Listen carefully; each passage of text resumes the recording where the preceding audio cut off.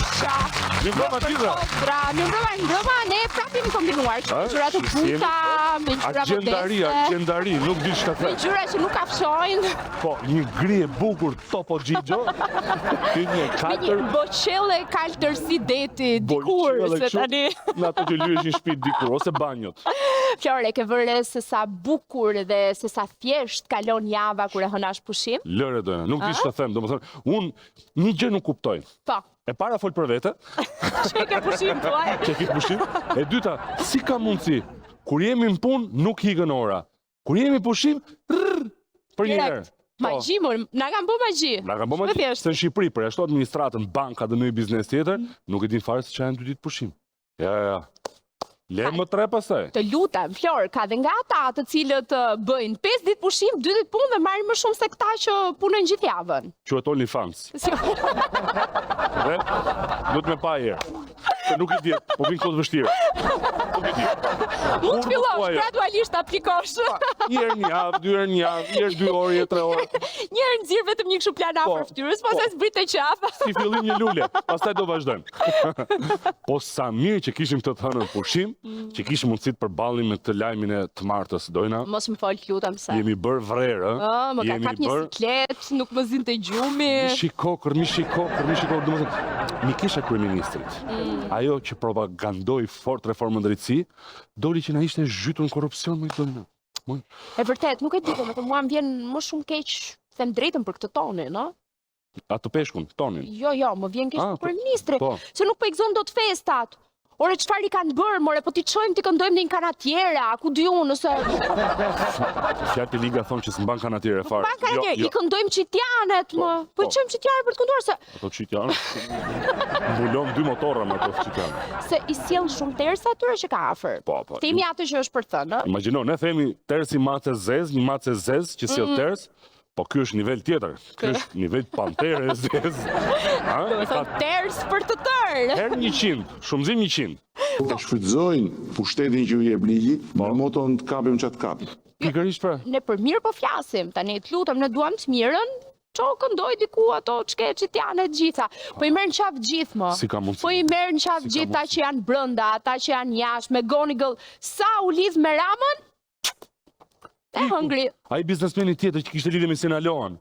Po bravo. Ai që tha, e takova kryeministrin, tha se dua të bëtoj një libër, tha. Po, kishte dorë, ai kishte dorë. I kam fletët gati, 500 që tha gjitha, tuf, tha.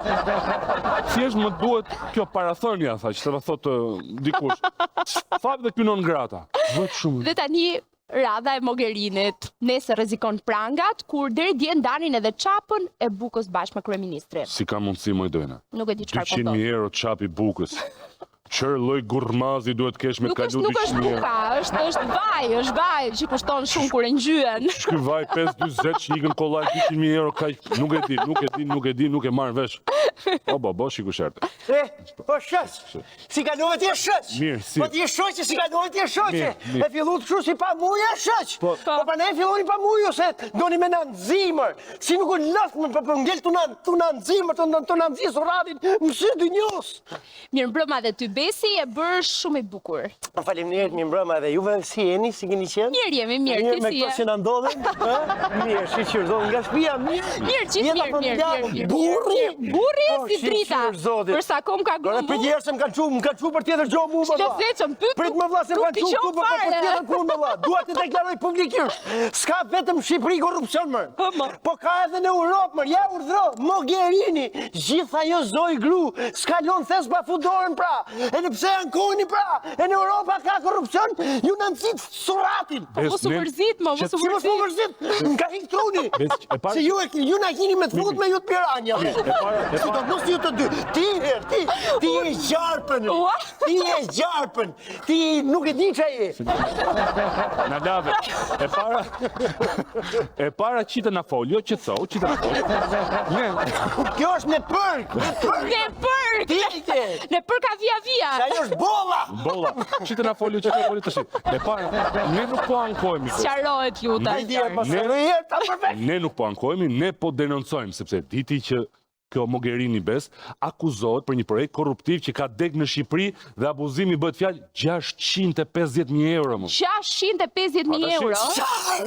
650.000 euro? Ja pasa që jenë femër e dobet, më shështë.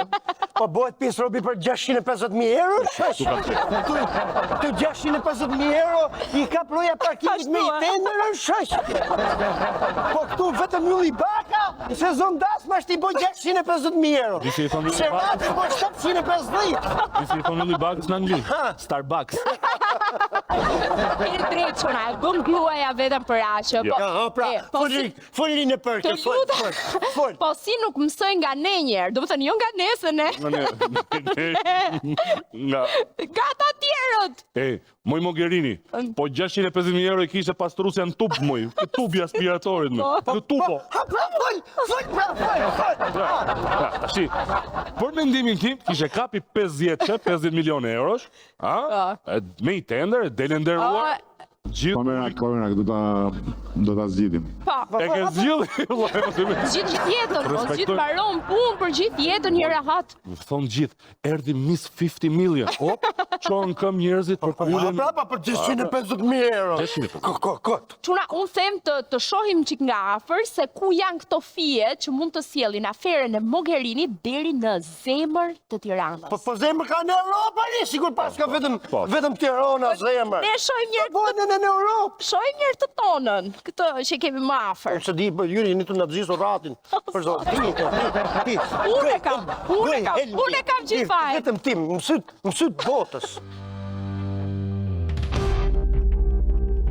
Lajmi i ndalimit të Federica Mogherinit nga policia belge në fillim të kësaj jave bëri bujë të madhe në të gjithë Evropën. Zonja Mogherini, që ishte rektore e Kolegjit të Evropës në Bryzh, u shoqërua në polici së bashku me një antar të stafit të kolegjit dhe një tjetër zyrtar të Komisionit Evropian, lidhur me një hetim për manipulimin e një tenderi.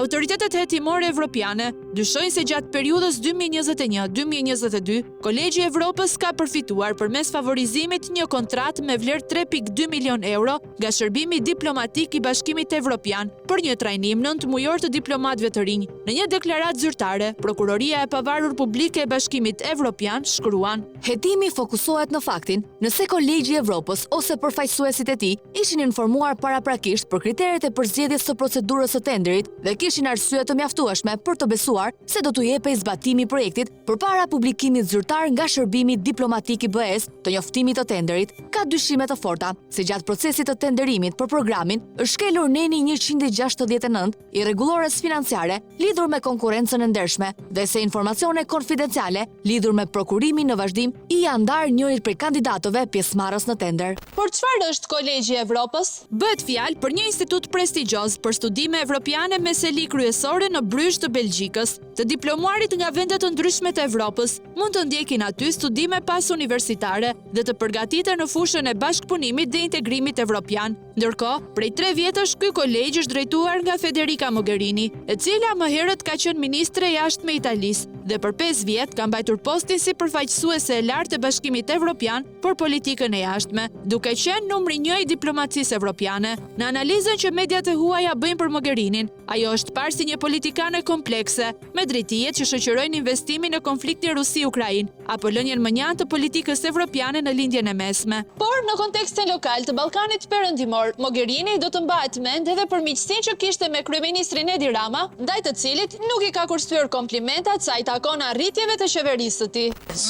Mendoj se Shqipëria është mjaft e vetëdijshme se çfarë nën kupton reformimi dhe shndrimi në thellësi një vendi, duke qenë se e keni bërë këtë. Por se që thon nga fjalët në vepra, sepse pas miqësisë mes të dyve, erdhi momenti i themelimit në Tiranë të një dege të Kolegjit të Evropës, që mori formë më shumë se një vit më parë. Ky lajm u mirëprit, pasi ashtu siç u shit edhe nga kryeministri, dukej se Shqipëria do të kishte një universitet me standarde evropiane, që hapte dyert për studentët tanë dhe një diplom që lëshoi nga institucionet të Bashkimit Evropian. Por në të vërtet nuk është plotësisht kështu. Kolegji i Evropës në Tiranë është vërtet një dege aty të Bryzhit, siç është edhe ai i NATO-linit në Varshavë. Por por mësimi në këtë universitet ka një tarif as pak modeste, prej 27.000 eurosh në vit. Me këtë vlerë mbulohet regjistrimi, udhëtimet studimore, akomodimi, interneti dhe ushqimi. Qeveria shqiptare mbështet studentët me 5 bursa, ndërkohë që për vitin akademik 2025-2026 janë përzgjedhur për të studiuar 41 student, nga të cilët vetëm 10 prej tyre nga rajoni Ballkanit Perëndimor dhe pjesa tjetër nga vendet anëtare të Bashkimit Evropian. Pra në Tiranë, në Kolegjin e Evropës, do të kenë akses ata që kanë mundësi të paguajnë dhe ata pak që mbështeten me bursë nga qeveria. A është kjo një padrejtësi ndaj qytetarëve shqiptarë dhe taksave të tyre?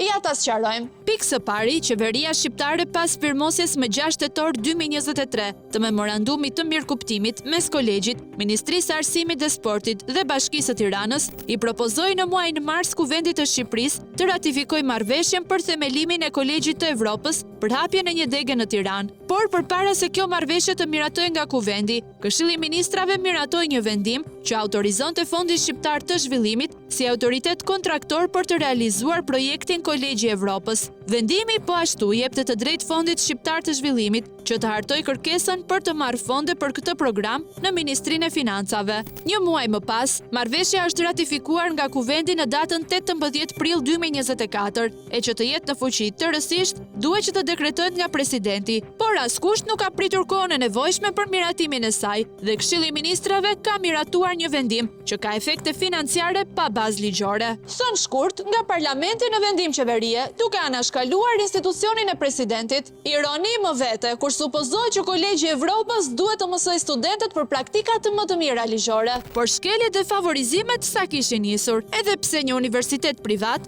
marrëveshja jep terren trajtimi preferencial fiskal këtij kampusi, duke e përjashtuar nga çdo lloj detyrimi tatimor e doganor, madje jo vetëm kolegjin, por edhe furnitorët e kolegjit, duke krijuar një terren tërësisht favorizues edhe për bizneset private që do të furnizojnë me mallra dhe shërbime universitetin. Gjithashtu, pas miratimit të kësaj marrëveshjeje haptas favorizuese, Këshilli i Ministrave mori një tjetër vendim. Këtë herë për t'i kaluar në pronësi Fondit Shqiptar të Zhvillimit e më pas kolegjit, tokën pranë qytetit Studenti për të ndërtuar kampusin. Në total u vendosën në dispozicion 4.000 metra katror truall nga pasuritë publike të Shqipërisë për Kolegjin e Evropës. Madje edhe fondet për ndërtimin e godinës do të jepen nga taksat e shqiptarëve. Në total, ndërtimi dhe arredimi i infrastrukturës së këtij kampusi do t'i kushtojë taksapaguesve tan 21 milion euro. Këto para kanë kaluar menjëherë në buxhetin e Fondit Shqiptar të Zhvillimit, i cili më datën 21 gusht 2024 ka hapur garën për të përzgjedhur kompaninë që do të kryejë punimet. E që sigurisht ata që do ndërtojnë Kolegjin e Evropës nuk janë kompani evropiane, por shqiptare. Fitues në këtë tender është përzgjedhur Bashkimi i Operatorëve Ekonomik, fusha me Ed Konstruksion, me një ofertë prej 15.2 milion euro,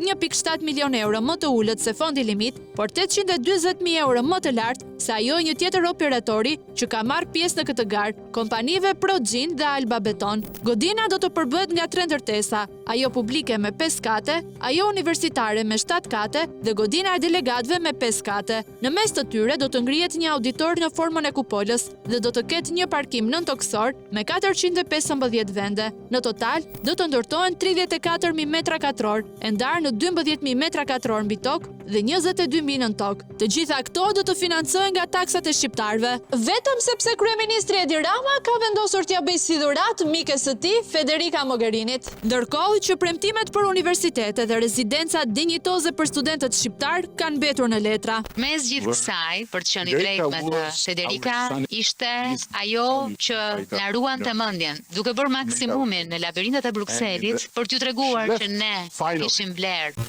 Ditën e njëjtë, e gjendur në një situatë jo të favorshme, për shkak të hetimeve të nisura nga zyra e prokurorisë evropiane, Federica Mogherini dha dorëheqjen për t'u hetuar në gjendje të lirë si qytetare e thjeshtë dhe jo të interferojë drejtësinë duke mbajtur postin e rektores së Kolegjit të Evropës. Një standard që kryeministri ynë nuk e ka pranuar në rastin e zëvendëses së tij, Belinda Balluku. Ndryshe nga çdo funksionar publik që mund të pezullohet, ministri i pezulluar jo vetëm që nuk firmos dot vet asgjë, por ama bën që askush tjetër të mos marrë dot vendim dhe të firmos në emër të dikasterit. Prandaj edhe un kam shkuar në gjykatën kushtetuese. Mbase video radhës e kryeministri do të jetë një ankesë për prokurorinë e pavarur publike të BE-s. Fundja, si mund të bllokohet procesi i mësimdhënies në Kolegjin e Evropës në Tiranë për shkak të mikes së tij të akuzuar për korrupsion?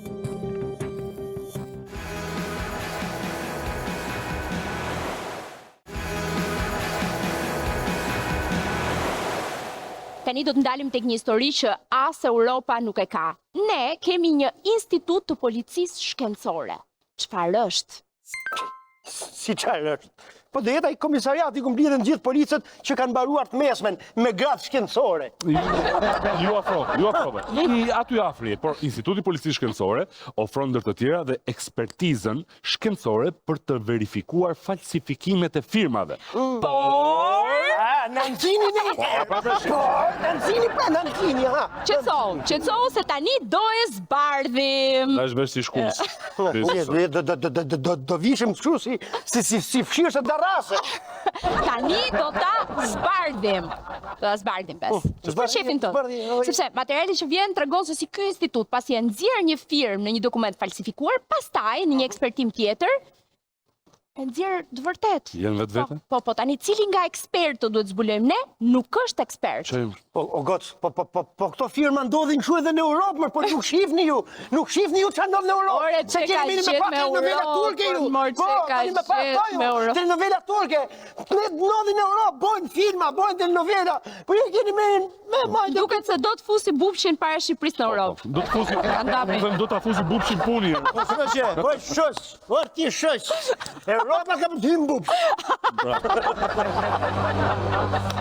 A s'kena për talon.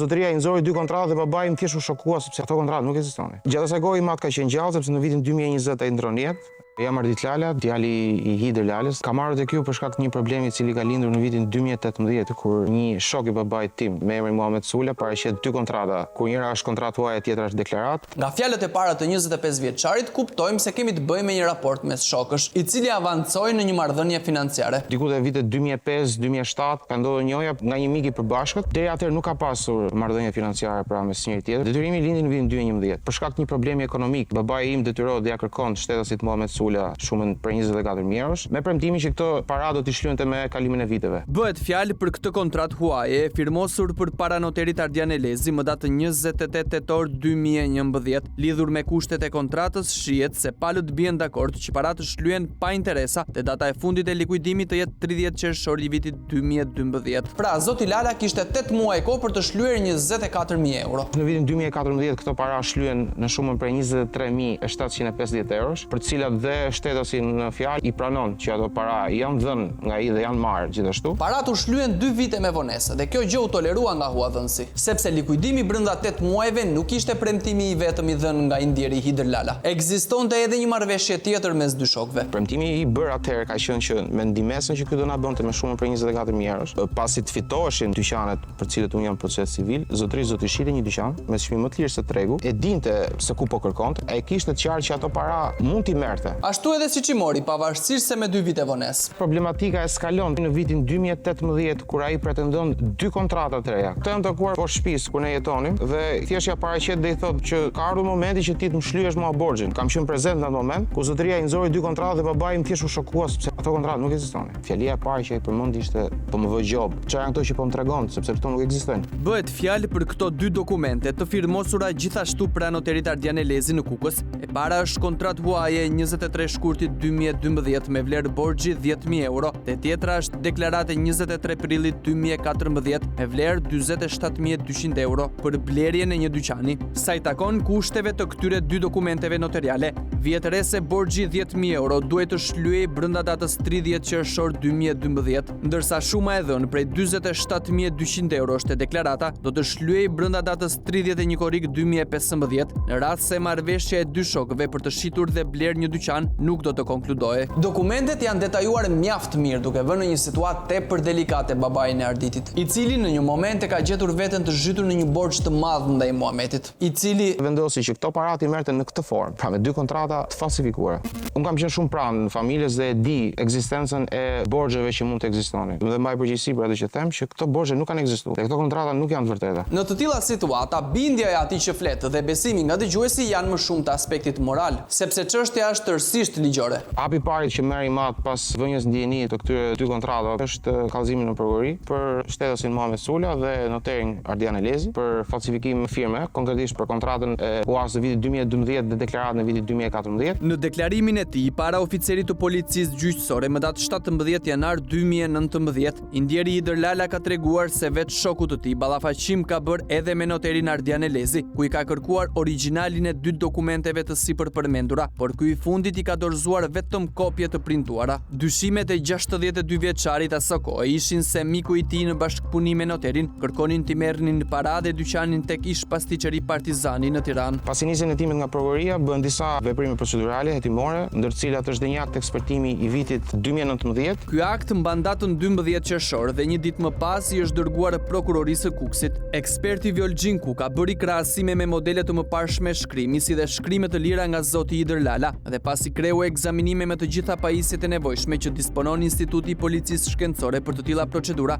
doli në konkluzione se dokumenti i vitit 2011 me vlerë borxhi 24.000 euro dhe dokumenti i vitit 2012 me vlerë borxhi 10.000 euro mbajnë shkrimin dhe nënshkrimin real të shtetasit Hider Lala, ndërsa te dokumenti deklarat i vitit 2014 emri dhe mbiemri Hider Lala nuk duhet të jetë shkruar nga personi në fjalë, ndërsa sa i takon firmës nuk përjashtohet mundësia të jetë nënshkruar nga ai. Një konkluzion sipërfaqësor që nuk çon asnjë zgjidhje. Të njëjtën gjë argumenton edhe prokuroria, duke e konsideruar të paplot hetimin e kryer deri në ato çaste. Kësaj organi akuzës kërkon hetime shtesë dhe konkretisht kryet një akt tjetër ekspertimi po nga Instituti i Policisë Shkencore. Më 8 maj 2020, dokumenti mban firmën e ekspertëve Durim Çako dhe Shefqet Xhemollari. Modelet e krahasimit ishin të njëjta, emri, mbiemri dhe firma e zotit Lala nga dokumentet e sipërpërmendura, si dhe shkrimet të lira të tij. Edhe pajisjet që u përdorën ishin po të njëjtat. Prandaj, lidhur me deklaratën që mban shumën 47.200 euro, 2 ekspertët kriminalist shprehen se emri, mbiemri dhe firma nuk janë shkruar dhe nënshkruar nga zoti Lala. Dhe kaq i mjaftoi prokurorisë që zotin Muhamet Sula dhe noterin Ardian Elezi t'i merrte në pyetje si persona nën hetim. Por të dy deklaruan se nuk kanë falsifikuar asnjë shkrim apo akt notarial dhe se gjithçka është zhvilluar në prezencë të palëve. Mirë po prokuroria nuk mendoi kështu. Duke marrë parasysh 2 aktet e ekspertimit kryer nga Instituti i Policisë Shkencore, prokuroria Rita Gjati dërgon për gjykim çështjen në gjykatën e Kukësit, ku ndaj zotit Sula rëndonte vepra penale falsifikim dokumentesh, ndërsa noterit Elezi u shtua edhe vepra penale shpërdorimi i detyrës. Megjithatë, organi i akuzës nuk u mjaftua me kaq. Pasi prokuroria Gjati kërkoi të bëjë një akt i tretë ekspertimi, në këtë dokument që mban datën 6 nëntor 2020, ekspertëve të mëparshëm Vjollxhin Kuka dhe Shefqet Xhemollari i shtohet edhe eksperti Gania Elezi dhe në konkluzionet e vendimit të marrë pas ekzaminimeve të gjithë dokumenteve dhe provave të nevojshme me të njëjtat aparate dhe metoda krahasimi të Institutit të Policisë Shkencore, ata shprehen se emri, mbiemri dhe firma e zotit Hider Lala nuk janë shkruar dhe nënshkruar nga ai. 3 ditë pas këtij vendimi, Hider Lala ndron jetë në moshën 63 vjeçare si pasojë e koronavirusit dhe çështjen detyrohet ta ndjek djali i tij i madh. Prokuroria vendos të ushtrojë ndjekjen penale ndaj personave, çështja ka lënë gjykim në themel, duke qenë se 2 nga ekspertët gjatë fazës hetimore kanë qenë pjesë e një akti të bërë rishtazi, pandehur kërkojnë gjykatës kryerjen e një riekspertimi grafik me 3 ekspertë po të Institutit të Policisë Shkencore. Pra pas 3 ekspertimeve kërkohet një i katërt. Dhe për këtë u zgjodhen Elvis Mako, Suela Pashaj dhe Kristaq Gjika, të cilët me aktin e ekspertimit që mban datën 25 tetor 2024 do të hidhnin poshtë punën e vet kolegëve të tyre të Institutit të Policisë Shkencore dhe t'i hapnin zotit Sula dhe noterit Elezi rrugën drejt pafajësisë. Pasi këta ekspert po nga i njëjti institucion, me të njëjtat prova të administruara për çështjen në fjalë, me të njëjtat aparate, pajisje dhe metoda krahasimi, dolën në përfundime tërësisht të kundërta, duke konkluduar se emri, mbiemri dhe firma e zotit Hider Lala në dokumentin deklarat është shkruar dhe nënshkruar nga vet ai. Se për çfarë dolën këta 3 ekspert në të tillë konkluzion, një ide na krijohet. Ajo që ka rëndësi në këtë histori është vendimi i gjykatës, e cila vendos t'i jap pafajësinë shtetasve Muhamet Sula dhe noterit Ardian Elezi kazi, duke qenë se i referohet konkretisht aktit fundit të ekspertimit. Gjendur para këtij fakti, ne depozitojmë kundërshtimin e aktit të ri të ekspertimit si një akt tërësisht njëanshëm dhe jo profesional. Më datë 15 maj 2025, ardit Lala Kallzon për ekspertim të rem në prokurorinë e Kukësit 3 ekspertët e Institutit të Policisë Shkencore, Elvis Mako, Suela Pashaj dhe Kristaq Gjika. Mirë po, prokuroria e Kukësit shmoi se kjo çështje nuk duhet kalonte në hetim. Kështu që një muaj më pas, më datë 16 qershor, ardit Lala depoziton pranë gjykatës së Kukësit ankim kundër vendimit të prokurorisë për mos fillim të hetimeve. Dhe krahas procedurave ligjore që vijon të ndjek 25 vjeçari me avokatin e tij, ne vazhdojmë punën tonë për të zbardhur sadopak të ngërç. Kështu që më datë 28 qershor 2025, dërgojmë shkresën e parë zyrtare pranë Institutit të Policisë Shkencore, duke pasuar me një shkresë të dytë që mban datën 28 tetor për të mësuar dhe kuptuar arsyet, mundësitë, procedurat e ndjekura, metodat dhe gjithçka tjetër që kanë përdorur 3 ekspertët kriminalist për të dalë në konkluzione tërësisht të kundërta nga kolegët e tyre brenda të njëjtit institucion. Duhet thënë se këto shkresa zyrtare që na i kërkojnë me kaq zell sa herë përballen me ne, shpesh përfundojnë në ndonjë zyrtar të plurosur. Prandaj, më që nuk kemi kohë të presim me muaj, vendosim t'i takojmë vetë ekspertët. Si jeni? Ardhi nga misioni Piranjat. Ju lutem, sqarojmë diçka. Kohët e fundit kemi filluar të kuptojmë se kjo pajisje që ka shumë e rrezikshme. Se nuk shpjegohet ndryshe frika e njerëzve kur e shohin. Jo e të gjithë njerëzve, të kuptohemi. Janë bërë 3 vendime nga Instituti Policisë Shkencore që firma e të ndjerit, babait të zotërisë, ka është e falsifikuar. Si ka mundësi që ju, bashkë me 2 kolegë të tjerë nga i njëjti institut, me të njëjtat metoda, me të njëjtat aparate, keni thënë që është e vërtetë? Po, është e vërtetë. Si? Po nuk u bëhet me aparat vetëm. Kur kolegët tuaj 5-6 kolegë vendosin që është e falsifikuar. Jemi shprehur me akt ekspertimi në gjykatë. Kolegët tuaj me të njëjtat aparate, me të njëjtat pajisje nga i njëjti institut kanë thënë që është e falsifikuar. Ju si dilni në vendim që nuk është e falsifikuar? Jo, edhe kolegët e mi ashtu kanë thënë, ç'ka kolegët e tjerë? Ja ku i kam? Ore, ka bërë çka në banesë ai. I kam këtu vendime. Në banesë. Të gjithë kolegët tuaj kanë thënë është e falsifikuar. Ju me 2 kolegë të tjerë keni thënë është e vërtetë. Patjetër. Çfarë keni ju më shumë kur janë pajisjet e njëjta? Kush ban përgjegjësinë? Në njëjti institut, jeni më e zonja që njoftoj drejtorin e përgjithshëm të policisë shtetit. Nuk do të ishte keq. Të vi këtu drejtori për ty? Këtu ekspertja po bëhet lëmsh, po bëhet edhe pak qesharake, duke u munduar të kërcënojë me emër të përveçëm. Përgjigje për këtë s'do jepni? Zonja Pashaiku pa na dhënë përgjigje se çfarë metodash të ndryshme ka përdorur ajo dhe 2 kolegët e saj, sepse kur flasim për një institucion policor shkencor, për të njëjtat aparate pune, për të njëjtat prova të administruara, vetëm metodat apo aftësitë e veçanta mund të bëjnë që të dalësh në konkluzione të ndryshme nga kolegët e tu. Kjo gjë mund të kthehet në precedent dhe çdo kush që ka kryer falsifikime mund të kërkojë pafundësisht akte ekspertimi, deri kur të gjej personat e duhur që i japin të drejtë. Po 2 talentet e tjerë të institutit, a do mund t'i gjejmë? Për këtë përdorëm shprehjen e Borselinos ndiq paran, duke e konvertuar në ndiq kolegen dhe bingo! Si jeni? Sa mirë që u gjeta të 3 bashk, grupi pandar? Zotri, me që se jeni të 3, se me zonjën kam folur, sqarojmë disa dokumenta? Me që se ju jeni ekspert dhe në funksion publiku, qytetarëve? Jam plotësisht dakord që të sqarojmë, po të sqarojmë në rrugë zyrtare. Nëse presim përgjigjen zyrtare, do na mbi bari edhe neve si të ndjerit. Prandaj më mirë ja ku jemi këtu. O zotri, pse u ngrite? Nuk dëshiron të japësh një koment? Në të jeben aty ku duhet jeben, në seancë gjyqësore ose në vende të tjera. Ti nuk mund të kapësh njerëzit rrugëve. Goxha burr, me autoritet, zyrtari biri botës.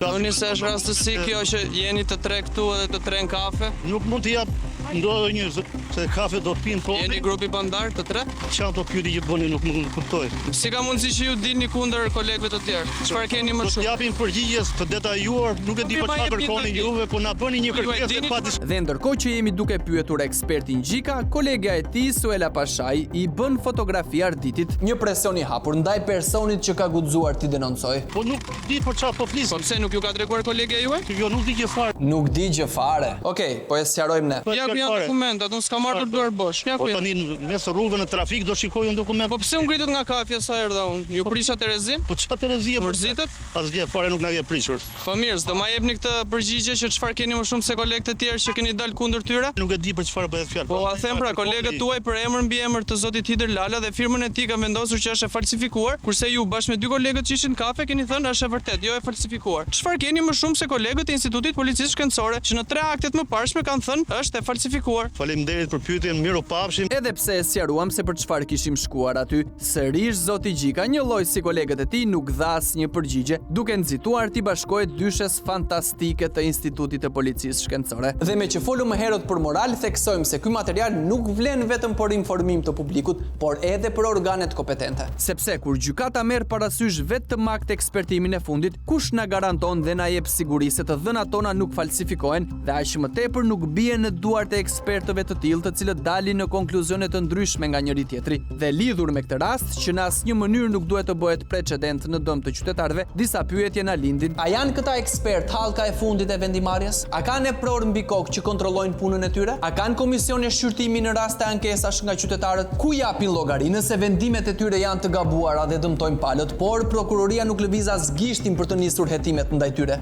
Shumicën e këtyre pyetjeve ja drejtuam Institutit të Policisë Shkencore, duke i bërë me dje rastin specifik për të kërkuar një analizë të qartë mbi punën e 3 ekspertëve kriminalist lidhur me dokumentin që pretendohet se është firmosur nga i ndjeri Hider Lala. Por përgjigja zyrtare që dhe vetë ekspertët premtuan se do vinte e saktë dhe e detajuar, është pak të thuash që erdhi e cunguar, asnjë sqarim apo analizë lidhur me 4 akt ekspertimet që bie në kundërshtim me njëri tjetrin, duke na u shmangur me pretekstin se përgjigjet janë dhënë më herët në gjykat. Atje ku varet i gjithë fati i jetës tënde, i cili mund të kalojë nga duart e këtyre të treve.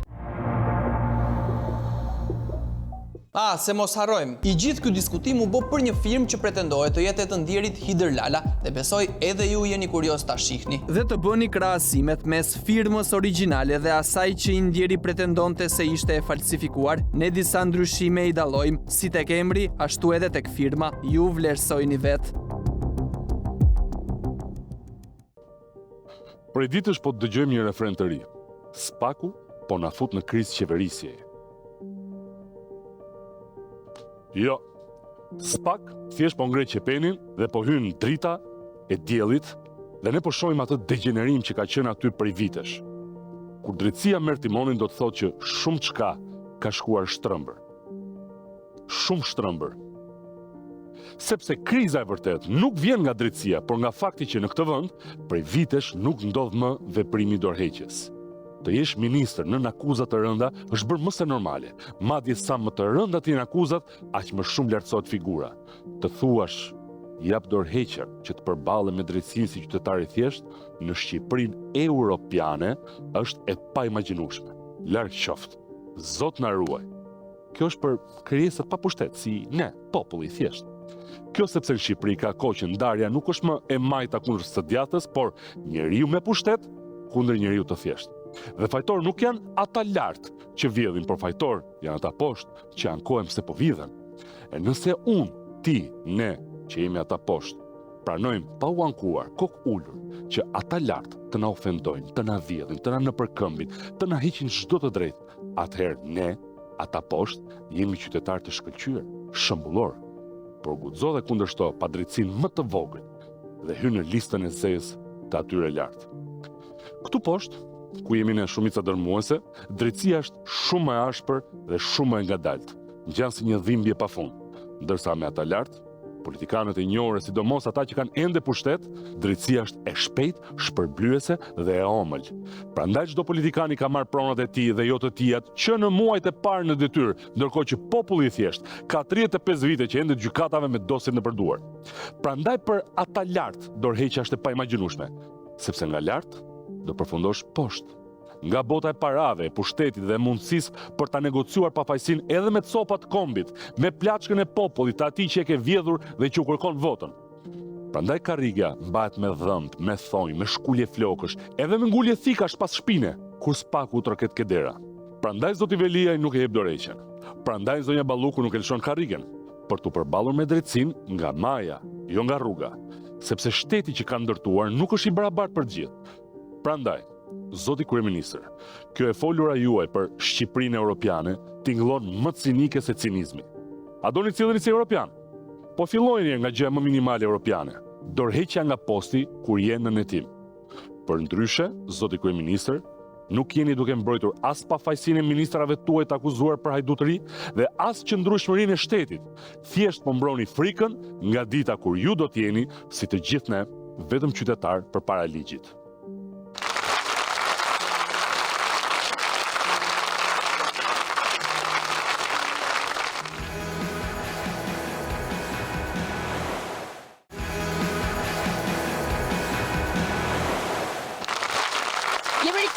se Piranja Show pas publicitetit. Po pse s'më the që ka reklama? Pse s'më the që ka reklama? Unë kam 10 minuta që jam në shajt. Nuk është. Do më thëmë për rregulloj editorialin e Florit, se na kam zi ftyrë na kam zi. Qetësomër, burr qetësomër, pse vin dhe festa tani duhet zëri. Jam me 600 euro. Jam me 600 euro. Mirë, me që jemi këtu tani se më ngrite nervat.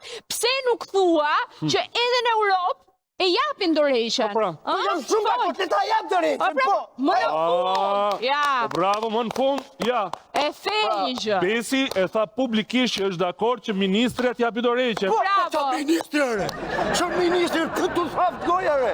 Kur duhet ta jap dorëheqjen gjyqtari ose prokurori? Tani do flasim për një gjë të bukur apo ta zgjim prap? Po, nuk e di çfarë thot, po me këtë logjikën e këtij, ministria duhet i bllokoj gjyqtarit pasaportën. Allah ta bo zoti. Ti bllokoj dalin jashtë vendit. Ke fol si burrat. Dhe ta pizulloj gjyqtarin. Ashtu, zoti ta shpërblev. Tu bo qefi. Të begatoft i madhi zot. Të begatoft i madhi zot. Ke fol si burrat. Tani. Mirë, ndrojmë temë tani. Çojnë minimum. Se jam me 600. Jam me ato të mia, jam me 600. Unë them duhet ndrosh 200 në lokë. Ai s'pas ka bë punën, ka marrë lekët kokë. Ashtu. Do flasim pak për rrugët. Po, flasim për denoncime jure.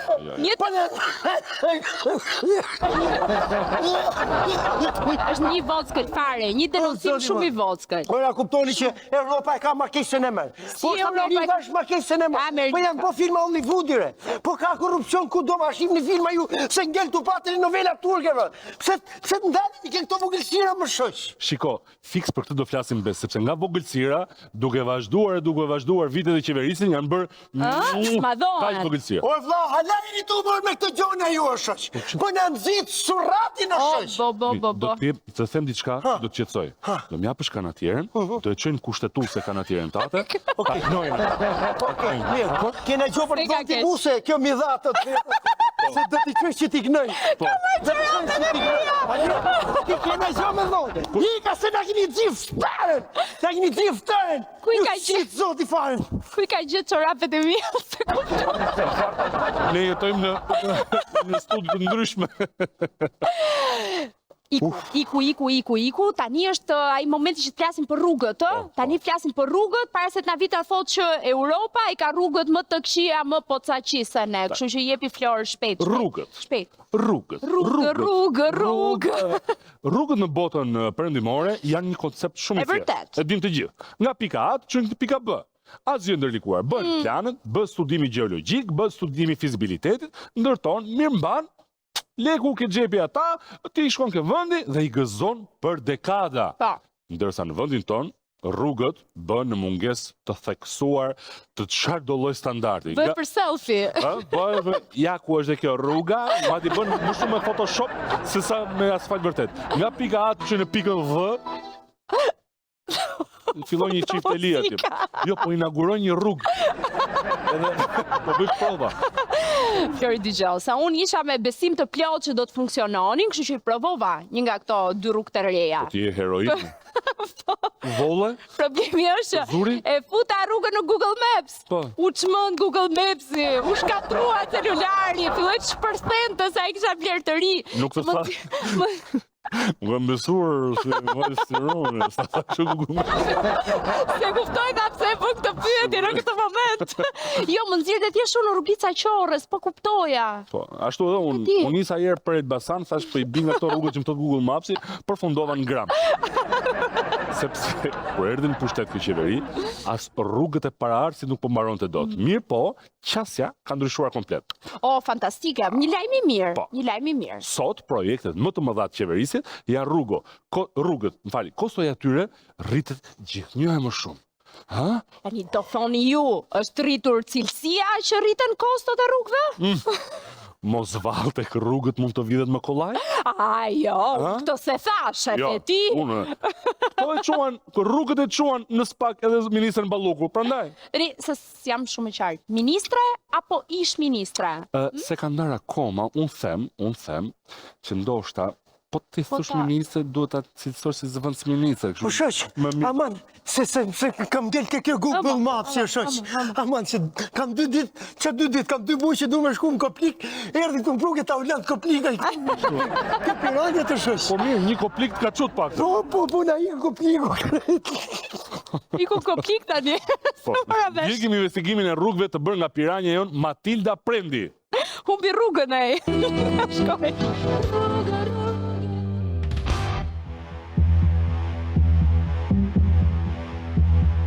Në fushatën zgjedhore të vitit 2013, kryefjale e Partisë Socialiste ishte shëndetësia falas, mbështetja sociale, pensionet më të larta dhe ulja e papunësisë. Vetëm një gjë ishte prioritet, rrugët. Se ju e dini këtë punë në rrugëve.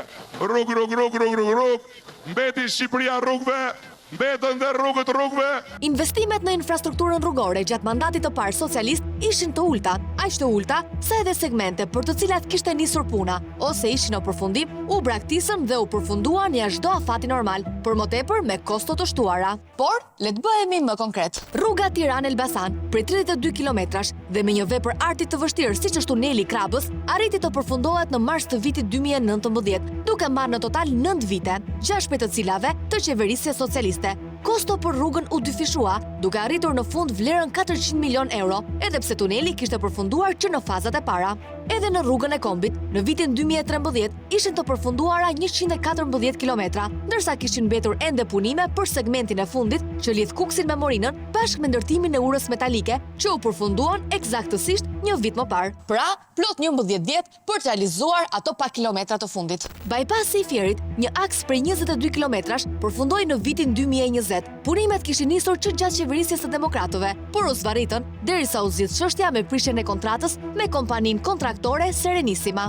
Njësoj edhe për bypassin e Vlorës, punimet rinisën në vitin 2018 dhe akoma nuk kanë përfunduar tërësisht, edhe pse rruga është inauguruar disa herë.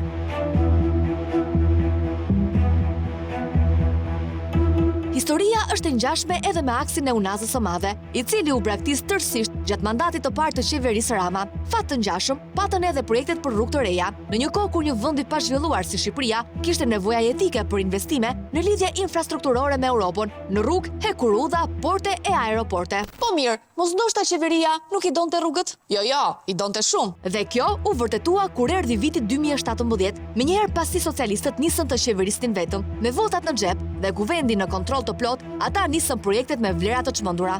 Segmentet e para që ranë në sy për vlerën e lartë ishin ato të Unazës së Madhe, ku vetëm për lotin e parë të segmentit të Unazës nga Pallati me Shigjeta te rrethrotullimi i sheshit Shqiponia, vlera e punimeve ishte 22 milion euro.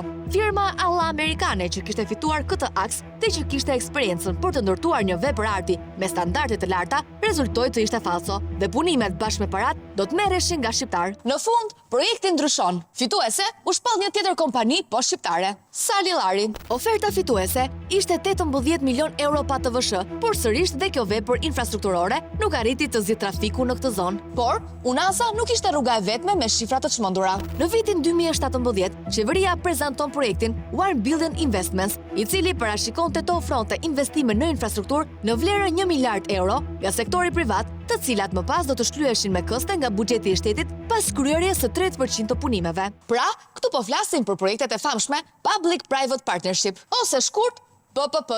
Vetëm për ndërtimin e 127 kilometrave, buxheti angazhoi të paguante 1.25 miliard euro për 4 segmente: rrugën e Arbrit, Thuman-Kashar, porti i jateve Dukat Orikum dhe Milot Baldren. Vlera që do të investonin kompanit private ishte kjo: për rrugën e Arbrit do të investoheshin 215 milion euro fonde për rehabilitimin e 25 kilometrave dhe ndërtimin e 46 kilometrave të tjera rrugë të re, duke përfshirë 6 tunele dhe 4 ura, dhe në fund buxheti i shtetit do të paguante 328 milion euro, ku 40 milion euro ishte interes bankar. Vlera e punimeve për aksin Thuman-Kashar e marrë përsipër në kontrat ishte 224 milion euro për 21 kilometra dhe segmenti do të operohet me pagesë nga kalimtarët, ku kompania mendohet të gjenerojë rreth 25 milion euro në vit, ose 1.3 miliard euro të ardhura në përfundim të koncesionit 35 vjeçar. Për kontratën Dukat Orikum, vlera e punimeve të kompanisë është 47 milion euro, ndërsa në fund buxheti do të paguajë 103 milion euro për 15 kilometra, pjesa më e madhe e të cilave është për rehabilitim dhe jo rrugë të re.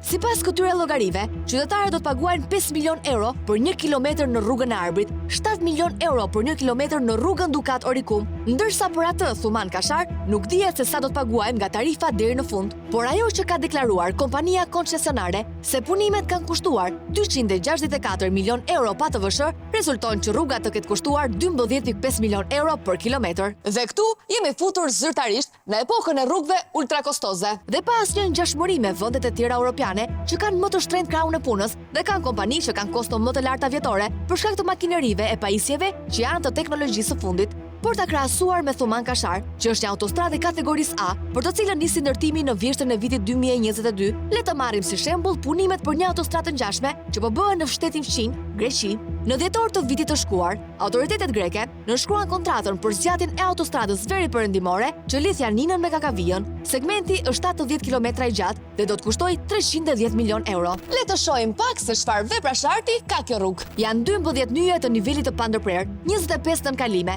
3 ura të reja, 5 bikalime dhe 2 super ura. Kosto për kilometër e kësaj autostrade është vetëm 4.4 milion euro. Pra, grekët ndërtojnë me 4 milion euro, ne me 12 milion euro. Diferenca? Ne kemi çmime 3 fish më të shtrenjta, por punime 3 fish më të dobta. Sepse mjafton të shohësh disnivelin e asfaltit në të gjithë gjatësinë Thuman Kashar për të kuptuar se me çfarë cilësie është punuar aty. Tani le të shohim se sa na ka kushtuar rrugët e tjera nacionale vitet e fundit. Për 6 kilometra të tunelit të Llogaras, kontrata e fituar është 670 milion euro ose 204 milion euro me TVSH. Pra, për 1 kilometër, kosto e deklaruar është 28.3 milion euro. Dhe siç po na del nga hetimet e prokurorisë së posaçme, mund të thuhet që rreth 50 milion euro në këtë projekt janë vjedhur. Punimet për projektin e plotë të Unazës së Madhe për 28.7 kilometrash kanë kushtuar 450 milion euro, 15.6 milion euro për 1 kilometër ose 3.5 herë më shumë se ndërtimet e rrugëve që bën shteti grek. Rruga Korçersek ka kushtuar 86 milion euro për 35 kilometra, ku vetëm loti i dytë për 17 kilometrash kap një vlerë prej 50 milion euro. Rruga nuk është autostradë, por e kategorisë C dhe 1 kilometër e saj ka kushtuar mesatarisht 3 milion euro. Çukës Qaf-Ploç ka kushtuar për 43 kilometra 260 milion euro, 6 milion euro për 1 kilometër, e cila nuk është autostradë. Por ajo që kemi ndryshe nga rrugët e Europës dhe vendeve fqinje nuk është vetëm çmimi i lartë, por edhe cilësia. Mjafton që të bjerë një shi dhe ja se çfarë ndodhi në rrugën Çukës Qaf-Ploç. Ndërsa këtu jemi pas shiut në tunelin e Skërficës në rrugën Kardhiq Delvin. Këto janë pamjet e aksit Korçersek. Ja edhe cilësia e autostradës së kategorisë A Thuman Kashar. Duhet theksuar se cilësia e punimeve është gjëja e fundit që përbën interes për autoritetet publike dhe kompanit, pasi për ta rëndësi kanë vetëm parat. Kjo u vërtetua edhe në komunikimet që ka gjetur SPAK mes supervizorit të punimeve të tunelit të Llogaras dhe ish drejtorit të autoritetit rrugor shqiptar Eviz Berberit, ku hidheshin dyshime se në pjesën e betonizimit nuk ishte hedhur mjaftueshëm përforcime çelik dhe se ishin shkelur standardet e sigurisë në rastet e zjarreve. Dhe kur i shohim të gjitha këto, kostot që fluturojnë qiell, cilësia që bie në tokë, kuptojmë diçka shumë të thjeshtë. Në Shqipëri, rrugët nuk ndërtohen për të udhëtuar, por për të faturuar. Sepse ndërsa qytetarët zihen për gropat, bllokimet dhe trafikun, dikush tjetër zihe për faturat, metrat dhe përqindjet.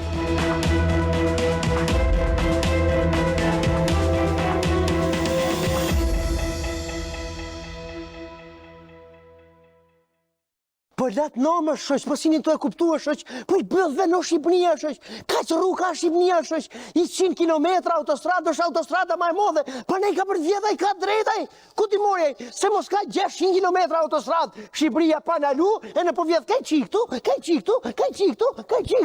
atë, laj thaj 100 kilometra është autostrada ma e gjatë shoq, ka boni këshu është shoq, kaj autostradë vit për vit. Qëtëso. Tani do flasim për një temë europiane, si ato që ke qefti. O shiqyre se ngelt me telenovela turke. Bravo, sepse brendi zbardhjes së dhëmbëve nuk është më lajm i ri, por ajo që përbën lajm është se si është zbuluar një teknikë krejt e re e zbardhjes së dhëmbëve. Vërtet? Është eksperimentale, duhet thënë. Po mirë, tash, a ka gjë që nuk është eksperimentale në Shqipëri? Jo, Të lutem shumë. Ja, ku e kemi eksperimentet tonë. Eksperiment. Ajri di eksperiment karboni. Po gjithë jeta jonë është një eksperiment në fundit. Se edhe Europa Jo, Armand, të lutem. Unë jam prodhim me pruvete. Po. Edhe ti, bes tani morën vesh që edhe Europa është më keq se ne. Do të thoj këtë. Morën vesh. Duhet themi që dentistja që ka rënë në rrjetën tonë, ti zbarë dhëmbët në një mënyrë krejtësisht interesante. Nuk të prek fare me dorë, zero. Që mos është ka këto që ti zbarë dhëmbët shkoj. është ka këto që heq gjindet e. Si këto, do më dhënë, këto djetë që ti zverdhin dhëmbët, të me gjindë. Gjindi të zverdh dhëmbët. Se ti di këto. Se kënë shkon e shkru. Dhe kalon me zëshinë, menje. Jo, të zbardhen dhëmbët vetë nga tmerri, ku ti mëson që nuk ka licencë për të ushtruar profesionin. Po, dhe as nuk është antarësuar në urdhrin e stomatologut. Dhe sa po mendohet i çoje një shok t'i zbarte biografinë. Ndoshta biografin funksionon me biografin. Po pse doni me nxit tjetrën kotër shoq? Pse more pse? Po sa ja ka fal Zoti o shoq. Po ja ka ndamon më shoq, që ka me trashëgimi o shoq, ja ka fal ona më shoq. Po shoq, ku çok i urdhri stomatologut? Ku ti jep urdhra këtyre? Po urdhri stomatologut pra. Pra, le të themi që ti nuk do i kishe fare problem që ti rregulloje dhëmbët këtu. Dhëmbët e mire, dhëmbët e mire kam merr skrapari. Nuk i ke zall lumi? Kam zall bastari. Ndjekim tani se si piranja jon, Luela Gaxha përballet me dentisten në fjalë. Edhe mos u abisni, po e pas nesër deputet ose ministër Luelën, sepse çfarë denoncojmë ne, u ecëm në fat të qeveri. Është e vërtet. Edhe ti si di. Edhe Europa, si ju a kam thonë, 700 euro. Se nuk punësojsh të... Ma hishni këtë 200 euro. Ore, shko te Komiteti Europian, qa është? Aty... Po ka dhe Europa ka komutut. Para se me të heq 200 do të me të heq bajame të jërë, se Po më hishni nga piranjat e kemi la me mu.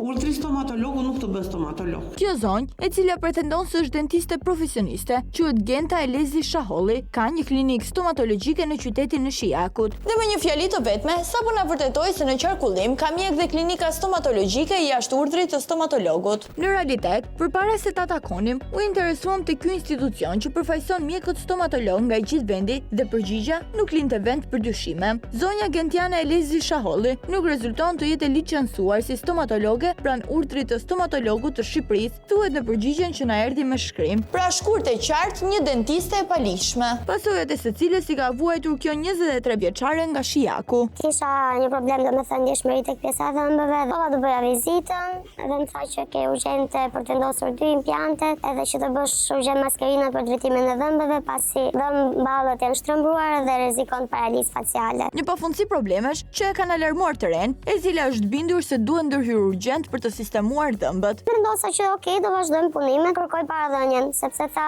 i duhen lekët laboratorit për materialin. Diçka jo aq e zakonshme për klinikat dentare, por që për vajzën nuk ka krijuar asnjë problem. Për më tepër që kishte referenca tepër të besueshme. Ti si u njohe me këtë? Rana e mamës, edhe mami time kishin sugjeruar dikush tjetër. Dhe me që në mes ishte mami, dentistja tregohet tepër bujare. Ta do mundohem të bëj ndonjë ulje nga që ka ardhe dhe mami, nuk do të marr parasysh punën time, po thjesht materiali kushton ne shkojnë të gjitha tek 1,5 milion.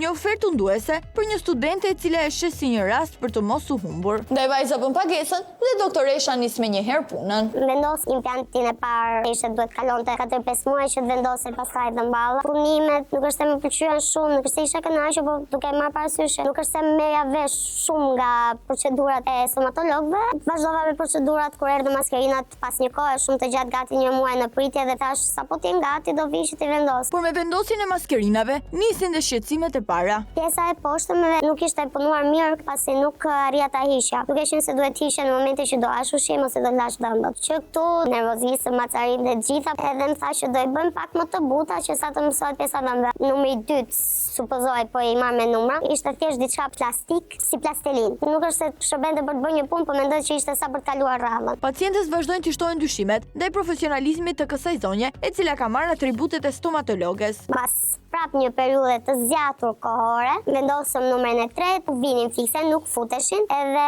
i modifikoi, po i vendosë me zore dhe nuk rinin prap, edhe i bëri me ngjitës. Estetikisht ishin diçka që nuk pranoi fare. Thjesht i dërgova një mesazh që shiko, këto më dolën direkt, nuk bën, thjesht do vi do flasim të hënën edhe do shohim se si do vazhdojmë. Edhe i thash thjesht që shiko, ta kam dhënë para dhënien, po mua nuk më pëlqen, se si po punojmë bashkë. Pseudodentistja kërkon ta qetësoj pacienten dhe ta bindë se gjithçka do t'rregullohet, por kjo e fundit duket e vendosur për t'u tërhequr nga ky eksperiment që po bëhej me gojën e saj.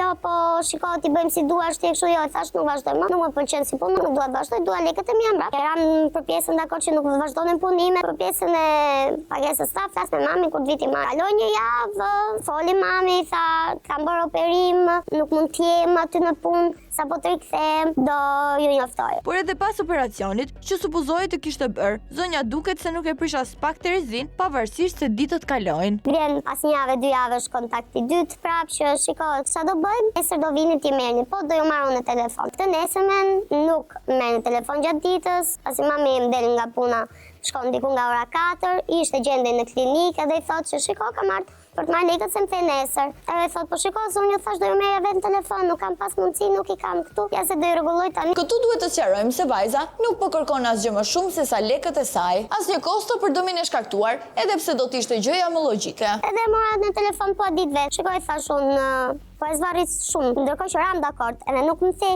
që jo s'do t'i jap, më the do t'i jap. Jo, për kokë fëmijëve kam qenë smurs, kam pas mundësi. Brenda javës do i kesh, ta siguroj unë. Dhe pas një javë i njëjti avaz. Shikoj, jam në spital, kam pasur hemorragji, nuk jam taksirat, do kaloni nesër që të likuidohemi. E kam përshtypjen se po gënjen. Kishte diçka që nuk shkonte. Jo, është e sigurt, nesër do i kesh. Kuptohet që edhe nesër mja kaloi, ndaj vajza humbe totalisht durimin, duke marrë një hap ligjor.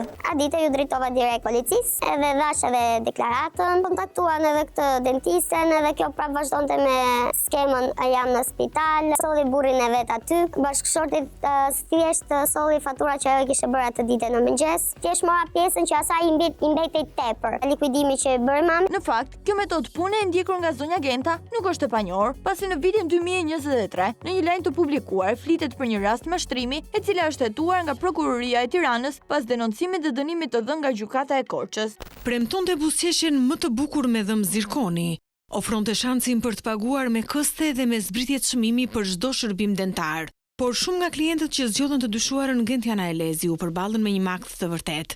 Disave u ranë dhëmbët dhe të tjerë paguan shtrenjtë por nuk morën shërbim.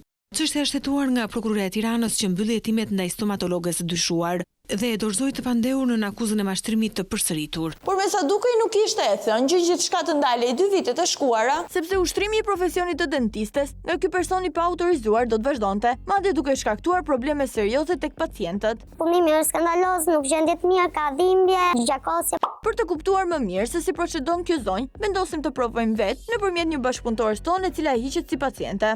Si na falni për vonesën, po më zishin të gjetë atë që bërim grafin. Duhet pranuar që zonja është tepër komunikueshme dhe e kujdesshme me pacienten e re, të cilës njëlloj si profesionistët e fushës, më pari ka kërkuar të kryejë një grafi të dhëmbëve. Se vetëm do të shikoja, sepse nuk kisha as vegla do më në dorë, thjesht një vizitë. Hape? Kishe nevojë për 2 gjëra. Njëra është implant, njëra është mbushje e kockës të novullës. Implant ndoshta do të ishte më korrekte? Shikoj problemin e kockës këtu. Të kjo, hapësira këtu bosh, pa kockë, ta futë shkunjën del nga ana tjetër, pa kockë. Shiko, kocka të ishte këtu. Problemi është që ka paradontozë, nuk e di të ka gjatë ty, apo mami të vetë. Por cili është zgjidhja e këtij problemi të aktorës sonë? Rast bëhet mbushje kocke, po bëhet me kirurgji. Domethënë hapet pjesa e mishave, bëhet mbushje kockës qepët. Gati gjithë goja, ti themi 80% e gojës si duhet bërë mbushje. Sa zgjat kjo kirurgjia?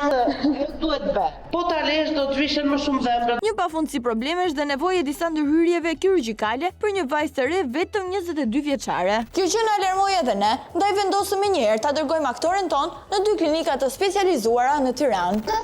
Po, në rrezikshmëri. Nuk kemi një gjendje alarmante. Pjesa këtu nuk është për operacion, operacion kockon. E kuptoj se çfarë ka dashur të thotë ajo, por nuk është e nevojshme. Hapet? Me një operacion mund ta rregulloj. Jo, s'ka asnjë problem. Më futi frikën se më tha që te këto pjesët që i kam kështu Po, duhet me imbush me një operacion.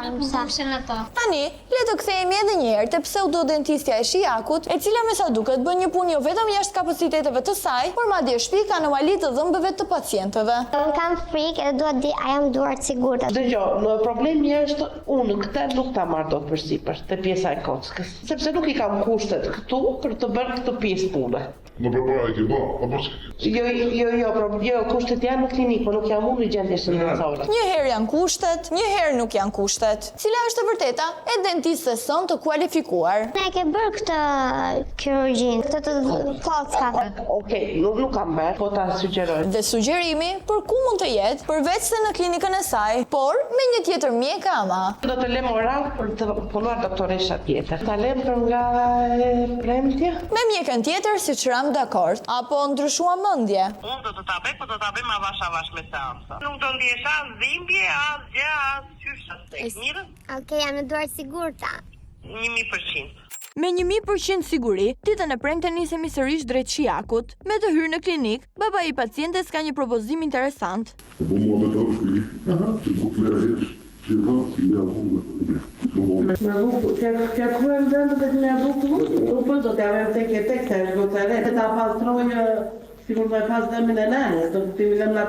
Ndërsa dentistja po shqyrton kërkesën e babait për t'i bërë vajzës 22 vjeçare dhëmbët sipas modelit të propozuar prej tij, në derë papritur shfaqet një mike e paftuar. Denoncuesja jon.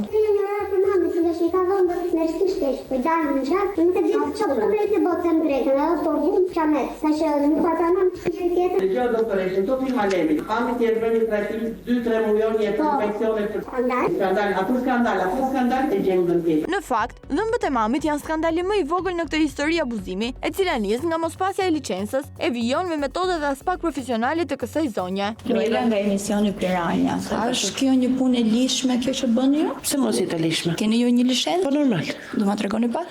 Po ja u tregoj, s'është problem. Në të gjitha klinikat stomatologjike, licenca, diploma, NIPT janë të ekspozuara për pacientët, por jo në rastin e kësaj zonje. Ju rezultoni për regjistruar në urdhrin e stomatologut. Unë jam e regjistruar në urdhrin e stomatologut. Është po gënjë jon? Po jo, më nuk është më për gënjeshtra. Zonjë. A punohet në këtë kushte? E dini që rrezikoni jetë pacientësh? Po pse rrezikoj jetë pacientësh se këta nuk jeni regjistruar në urdhrin e stomatologut? Jemi të bindur që zonja Genta e kupton shumë mirë këtë që sapo i tham, është e drejta e saj të mendojë në atë formë, por jo të ushtroj profesionin jashtë kushteve të duhura. Bëjmë një verifikim bashkë? Po mërë. E dini që rrezikoni jetë pacientësh duke punuar në këtë formë?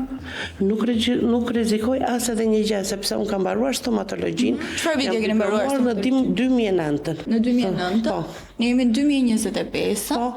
Ju jeni pa licencë, nuk figuroni e regjistruar në urdhrin e stomatologut. Si e ushtroni ju këtë profesion? Urdhra verifikimi që ne kemi bërë Genta. Te pjesa e Elbasanit apo te pjesa e Tiranës e keni bërë? Te urdhri i stomatologut gjithë Shqipërisë, Genta, Lezi. Jo, si janë me mbiemër Lezi. Sheholli. Po. Genta, Lezi. Nuk figuron. Ja pra ja, do t'i verifikoj. Mirë, me qënë se ju thoni që jeni regjistruar në urdhër, ama tregoni do t'licencën? Po me absolutisht, pse mos të tregoj? A keni këtu? Po me absolutisht. Unë atë gjithmonë kam qenë me licencë, nuk kam qenë në mënyrë të jashtëligjshme. E tani fakti që ju sfiguroni e regjistruar në urdhrin e stomatologut, si e shpjegoni? O e dashur, urdhri i stomatologut dhe një gjatë, mjek nuk të bën urdhri stomatologut, po mjek të bën shkolla një e para. Në vitet që kemi mbaruar ne, nuk ka qenë fare problem, se si vitet që janë tani këta që bën 100 provime, në vitet çon një letër, diplomë. Jo po ta shpjegoj që ta di. Ashtu, dhe e dyta nuk është problem për të varur pak të licencën. Problemi është do bësh një kënd këtu dhe prandaj nuk u lan në diplomat e licenci. S'ka hapësirë more. O gocë, në regjistruar te urdhri kam qenë, normalisht duhet të jetë, vetëm po ka kaluar afati, rinovohet, e rifreskon, pa jo, nuk është se ty të moqi të drejtën mua të qenit stomatolog. Të drejtën e stomatologut nuk pa heq mua prezenca e urdhrit stomatologut, vajta ja çova e rifreskova urdhrin e stomatologut dhe nuk është se ndryshovi ndonjë gjë. Doni që po bëni qesharake me këtë? Jo, nuk po të bëjmë qesharake, po sqaroj që mjek nuk të bën urdhri stomatologut, mjek të bën shkolla. Një individ, pavarësisht shkollimit që ka, nuk mund të ushtrojë profesionin e mjekut stomatolog nëse nuk ka licencë dhe nuk është antar i urdhrit të stomatologut. Kjo është e vërteta, dhe çdo diskutim tjetër nga kjo zonjë është tentativ për të shmangur përgjegjësitë. Për më tepër që rastet me pacientë të pakënaqur janë të përsëritura. Tjetë zonja si është bërë, sepse zonja ka bërë dhe kallëzim, po të them në polici, zonja i është nisur një punë për maskarinat, nuk ka dashur ta vazhdoj, lekët janë kthyer mbrapsht, dhe unë i thash do mbaj koston e në stende se ishte e drejtë, nëna i saj dhëmbët i ka në rregull, i është mirë. I ka në rregull? Në rregull. I ka në rregull me dhimbje gjakosje dhe lëvizje? Nuk ka dhimbje gjakosje, kur kërkojnë lekët të thuhen dhimbjet edhe gjakosje. Jo, zonja të ka thënë që ka dhimbje dhe gjakosje. Jo, zonja nuk më ka thënë absolutisht asnjë gjë të tillë, ka qenë në rregull. Pastaj zonja nuk i kam shkaktuar ndonjë gjë e parë. Dhe dyta, a ishit ju ajo që u zhdukët deri nuk u zhdukët denoncimit që unë nuk jam zhdukur, nuk kam qenë në spital. Ajo është fakt, kam qenë në spital. Për te palishmërisë në ushtrimin e profesionit, kjo zonjë kryen edhe evazion fiskal, pasi qoftë denoncueses, qoftë nënës së saj, nuk i ka dhënë asnjëherë një faturë të rregullt tatimore. Në fakt, nuk është tamam kështu, sepse një deklarim sado minimal në shtet duhet bërë. Tu fatura lexon 12.000 lekë vjetra. 12.000 lekë vjetra keni deklaruar. Jo, është 12.000 lekë të vjetra. Tani, jemi okay? Talë pak. O ti gocam. 12.000 lekë të vjetra. Jo, është tjetër personi kjo, të lutem. E kjo është punim që më agjenci që më atë që ka filmuar dia. Edhe ajo 15.000 lekë të vjetra. Jo, është kjo. 15.000 lekë të vjetra. Ajo ishte bërë një gabim. Aparat transparent. Po pra kjo është aparati. Ajo ishte bërë një gabim, pa dashje ka bërë goca një gabim në shtypje, po u riparuan të tërë faturat. Duke kryer një sër shkeljesh, një sër veprash penale, evazion fiskal. Jo, nuk është puna se pagu, të gjitha faturat paguar. E pa regjistruar në urdhjeni, pa licencë jeni, faturën lëshoni. Unë shpresoj shumë të merrni masa për të sepse unë e marr masën dhe nuk është problem. Vetë aty aparani do vini në urdhën e stomatologit, s'është problem. Jeni duke marrë jetë njerëz. Unë e bëni novimin, s'ka absolutisht, po të tërë pjesa teknike tjetër është brenda, licenca, pagesa, siguracionet janë të tëra brenda. Për rinovim që nuk dilni regjistruar, licenca.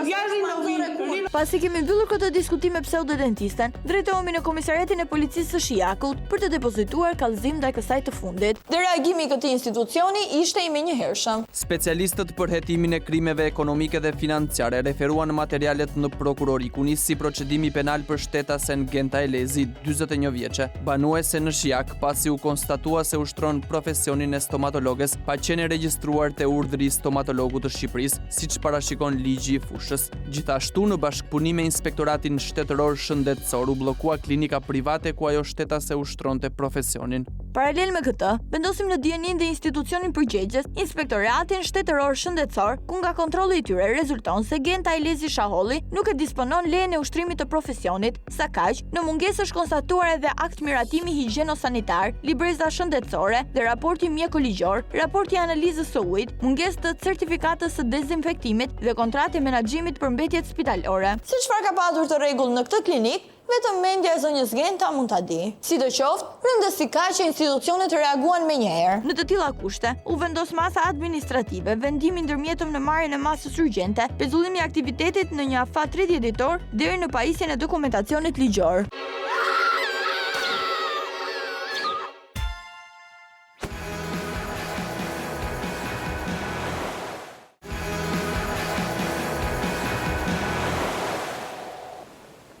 Historia afërditës dhe luftës së saj 7 vjeçare për t'u bashkuar me të birin preku qindra mira shikues në 2 pjesët e para.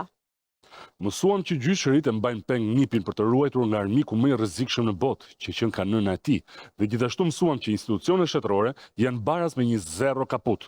Më falni për këtë dytën, po e dini me kohë. Sikur t'ishin vetëm kaput, sepse ngjarjet që ndoqëm javën e kaluar ngren dyshime për një përfshirje të mundshme të policisë.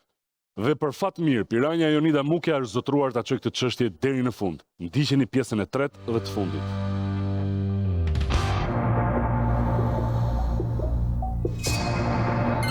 Unë jam mami jote, zemër. Jam mami jote, të dua shumë. Për jashtë do të themi në shkollë. Do të ti.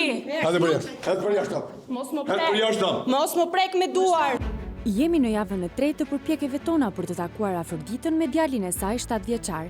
Për ata që nuk e kanë ndjekur, kjo 25 vjeçare po përballet me padrejtësinë më të madhe ligjore dhe hynore, mohimin e fëmijës.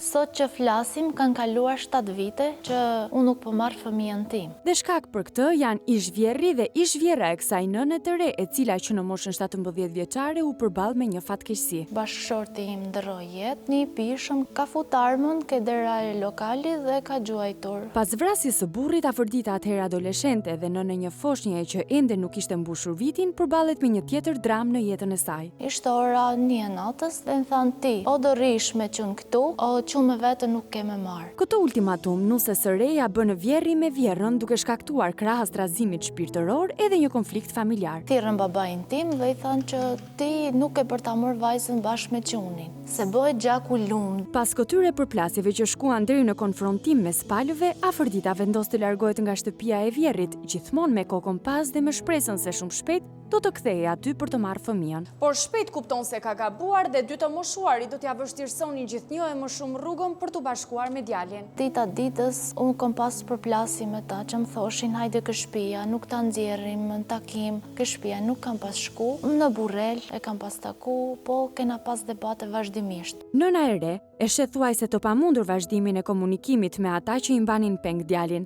Prandaj vendos ta ndjek çështjen në mënyrë ligjore. Gjykata e shkallës së parë vendosi që fëmia të më kthehet mua. Ato e apeluan, po një lloj dhe gjykata e apelit vendosi fëmia t'i kalojë nënës. Por këtu gjërat në vend që të merrnin drejtimin që pritej, vështirësohen më shumë për gruan e re e cila sheh gjithnjë e më larg bashkimin me djalin. Ta e katë këtë sa e thjesht, është mal.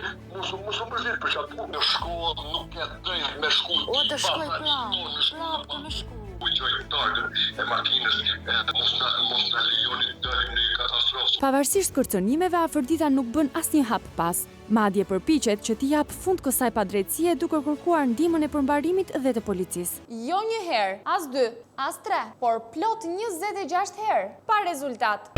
Ta kishtë mbajt fjallën që fillim e kisha marrë atë fëmijë më kohë. Unë jam lodhë me këtë gjënë. Pavarësisht se është lodhur sa nga këmbgulja e dy të moshuarve që mbajnë pengnipin, aq edhe nga indiferenca institucioneve, kjo nën 25 vjeçare vazhdon të luftojë çdo ditë për të vënë drejtësinë në vend. Por kjo betejë e saj nuk ja ndryshon mendimin Hamitit dhe Evladies, të cilët vazhdojnë t'i mohojnë të drejtën, qoftë edhe për t'i dhënë një përqafim djalit. Siç ndodhi edhe atë ditë 31 korrikut 2025. Ose kanë shokëve ti se mami ime ka emrin Afërdita. Unë e kam njohur mamin ti. Nuk është ta mami im, siç më ka thënë nëna gjyshit. Po të e rritur, sa i bukur je bërë. Evladia e mbante të shtrënguar qunin në prehër. Jam afër. E ti si ke folë një herë për nënën, i ke thënë për ishtë natin që është mami Në ato momente që e kam tërhek fëmijën, se i thash ta mbaj në prerin tim, vetëm të rri pak. Do të përqafoj pak mami.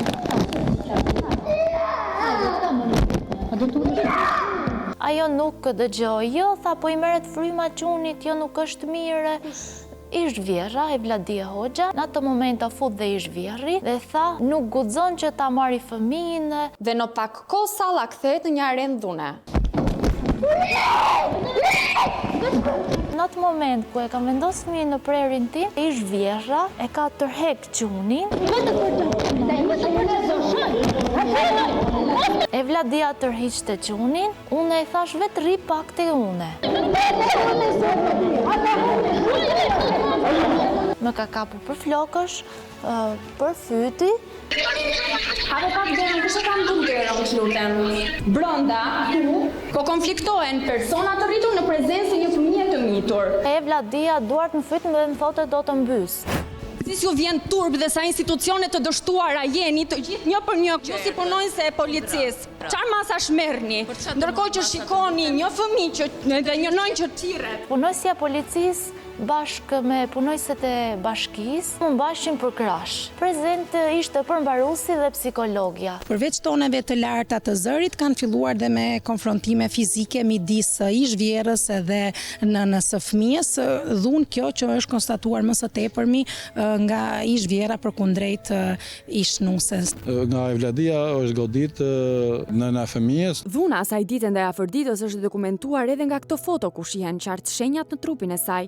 vizita e saj në urgjencën e spitalit të Burrelit, por edhe nga ky dokument i policisë, ku dhuna ndaj nënës klasifikohet si plagosje e lehtë me dashje nga shtetësja Evladie Hoxha, ish vjera e saj. Duke qenë që ka pas tensione fizike, inspektorja kërkoi ndërprerjen dhe shoqërimin pranë komisariatit të policisë. Policia ishin krah me Hamit Hoxhën, ish vjerrin, nuk ishin me mu.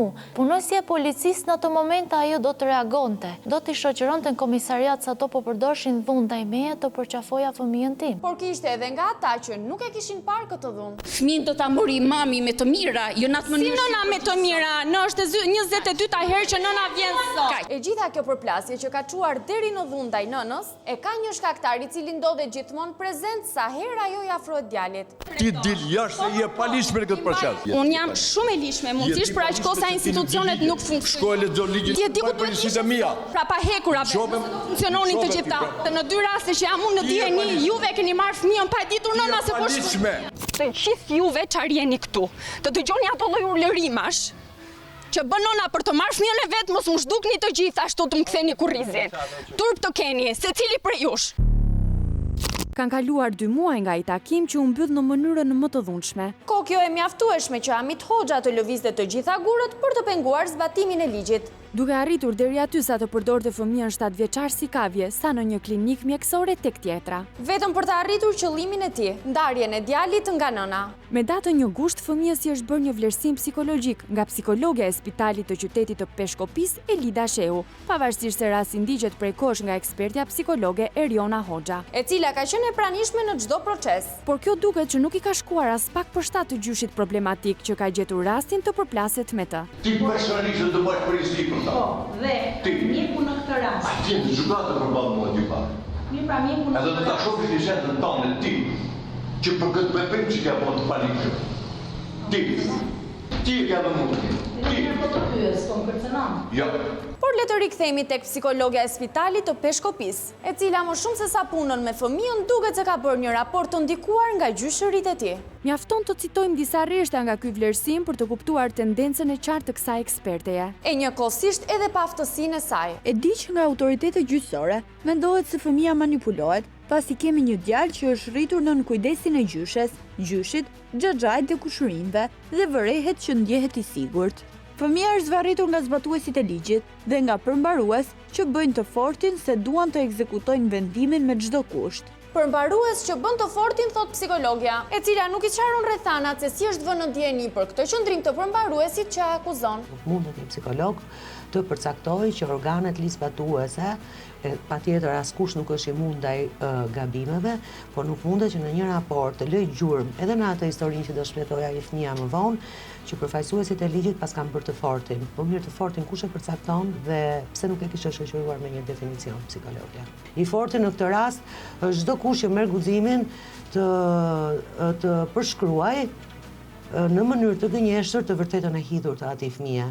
Në raport nuk evidentohet që kjo psikologe të ketë patur kontakt në rastin pavarësisht se flet me siguri të plot për ngjarje në të cilën nuk ka qenë e pranishme. Por psikologja Shehu nuk e ka mbyllur me aq ekspertizën sepse në fund të vlerësimit ka kërkuar një terapiste për ndihmë emocionale ndaj fëmijës. Të gjithë ata që duhet të mbrojnë fëmijët marrin përsipër edhe të gënjejnë dhe të jenë kontradiktor me veten e tyre, me të vërtetën e madhe që vërtet dhe marrin përsipër edhe faturën që dhe pasojat që ky fëmijë të jetë larg të vetmit person që të gjithë së bashku, përfshirë gjyshin dhe gjyshen, duhet ishin për copash që ky fëmijë ta shijonte marrëdhënien e atashimit me nënën e tij. Duket qartë që ky vlerësim ka patur shtys nga gjyshi i fëmijës, me qëllimin e vetëm shmangjen e këtij të fundit nga çdo kontakti më vonshëm me nënën. Por Hamiti nuk është ndalur këtu, sepse pak ditë më vonë, me datën 5 gusht 2025, kur supozohej që të gjithë ishin me pushime, Syra e Shërbimit Social në Bashkinë e Matit ka kërkuar një tjetër vlerësim psikologjik të fëmijës, në të cilin mes të tjerash shkruhet se nuk disponohet asnjë dokumentacion ligjor për kujdestarinë e fëmijës. Gënjeshtër! Sepse prej 3 vitesh nëna ka kujdestarinë plot ligjore të fëmijës me 2 vendime gjykate. Dhe për këtë punojësit e Shërbimit Social të Bashkisë Mat janë në dieni, madje kanë qenë prezent në çdo seancë për ekzekutim vendimi. Prandaj Shërbimi Social duhej minimalisht ta njoftonte psikologen e radhës, të cilën e kishte zgjedhur vetë. Në raportin e kësaj psikologeje thuhet se personat e intervistuar janë gjyshi, xhaxhai dhe gjyshja. Po nëna, a mund të konsiderohet i plot ky raport pa dëgjuar zërin e saj? Ato komentet e neurologëve apo psikologëve apo më saktë përpjekjet e dëshpëruara të tyre që ky fëmia ka ankth nga ndarja, duket sikur kanë vrarë veten vet ata që e kanë shkruar, se po ka ankth nga ndarja, se kanë ndarë me dhunë nga nëna. Por ky përdorimi i fëmijës për të plotësuar egon e dy të moshuarve që e kanë marrë pengën nuk ndalej këtu. Sepse akti i radhës ishte konsulta neurologjike e 7-vjeçarit nga një mjek neuropsikiatër. E kërkuar kjo nga neuropediatri Rasim Rami, mjek pranë spitalit të qytetit të Burrelit, i cili shprehet se fëmia ka çrregullime psiqike, si pasojë e mosmarrveshjes prindërore. Se ku e sheh mosmarrveshjen prindërore, mjeku Rami këtë përgjigje vetëm ai mund ta di. Bazuar në kërkesën e doktor Ramit të Burrelit, konsulta neurologjike e fëmijës i besohet neuropsikiatrit Gjon Preçi. Një njohje e vjetër për organet ligjzbatuese, sipas të cilave 60-vjeçari ka shpërdoruar detyrën duke kërkuar para në këmbim të shërbimit. Në një pjesë të raportit të tij, Preçi shprehet se duhet të bërë shikim periodik ligjor dhe klinik për të vlerësuar nëse vendimi i gjykatës është në interesin më të lartë të fëmijës. Pra mendime juridike të një mjeku të pabazuara në prova dhe në fakte, duke ka përcyer kufijt profesional. Gjithashtu mjeku Preçi shkruan se fëmia kërkon prani konstante të gjyshes dhe rezistencë ndaj nënës biologjike. Ku e mori Preçi informacionin se fëmia ka bërë rezistencë ndaj nënës? E ka takuar ndonjëherë këtë të fundit? E ka parë sjelljen e fëmijës ndaj saj? Ka parë foto dhe video ku fëmia është i qeshur dhe i lumtur krah nënës? Në këto kushte, a mund të dyshojmë se ky mjek nisur edhe nga precedenti i mëparshëm të jetë treguar jo profesional dhe në këto konsult neurologjike? Dhe e fundit, kjo vizitë mjekësore kaq specifike pa miratimin e nënës është në shkelje të ligjit për të drejtat e fëmijëve, në të cilin thuhet se vendimet lidhur me trajtimet mjekësore komplekse merren me pëlqimin e të dy prindërve. Çuditërisht, kjo nuk e ka penguar as pak Gjon Preçin që të kryej vizitën pa miratimin e kujdestares ligjore të 7-vjeçarit. Dhe për këtë ai duhet të mbajë përgjegjësi. Se kanë sjellë çunin, no? Po jam ke shtëpia apo ka jetë? Po ma do të ke pas sot për të ardhur në këtu në atje. Unë kam çon raportën ty me. Jo, s'është raport, kjo është një konsulent neurologu, konsulente dhe referimi në klinikë. Çfarë do të thonë kjo më çunë?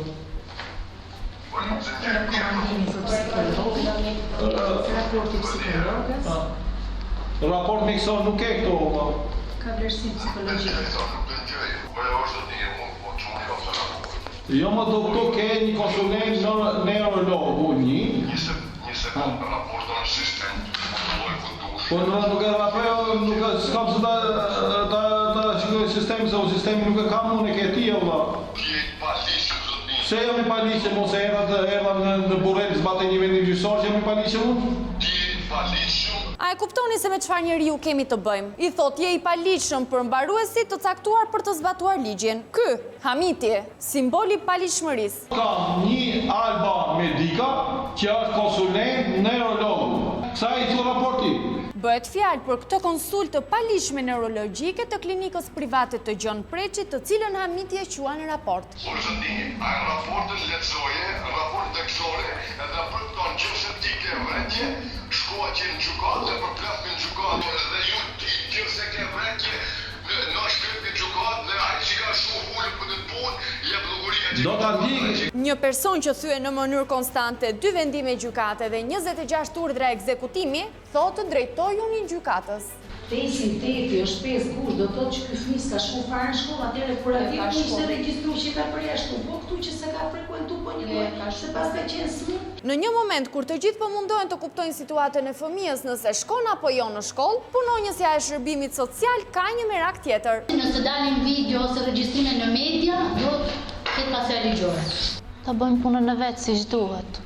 Nuk kanë as mutrejnë bas hiq. Dërsa të gjithë për të disatën herë po mundohen të kuptojnë se si duhet vepruar me këtë individ, a i shfaqet aty i vetëm. Edhe pse duhet të sillte djalin. Nëse ti të duket që kjo raport nuk është ligjore, ka organe tjera që verifike dhe hedhin poshtë. Nuk kemi lexuar në asnjë moment të gjithë sa jemi këtu që të thoshte diku fëmia do Hoxha ka nevojë për 5 ditë apo 10 ditë pushim. Kush jetimër që nuk zbaton vendimet e gjykatës që ndalon një nën çoft fëmijën e vet më.